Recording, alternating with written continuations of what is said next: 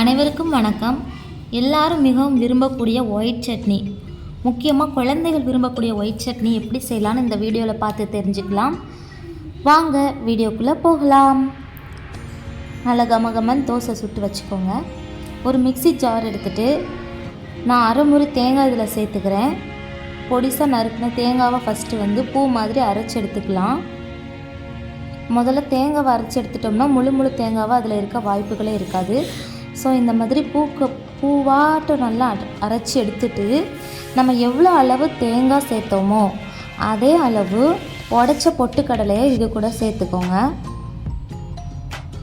பொட்டுக்கடலை சேர்த்ததுக்கப்புறம் 1 table spoon ஜீரகம் இந்த மாதிரி கையை வச்சு நல்லா கசக்கி போடுங்க.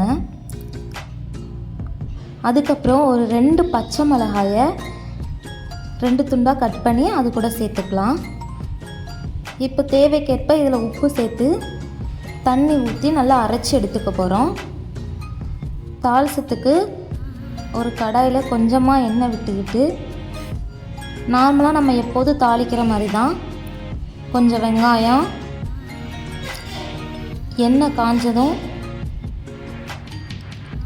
கொஞ்சோடி கருவேப்பிலை, கடுகு நல்லா வெடிக்கிற அளவுக்கு தாளித்து விட்டுட்டு 2 வரமிளகாய் கிள்ளி போட்டுக்கோங்க.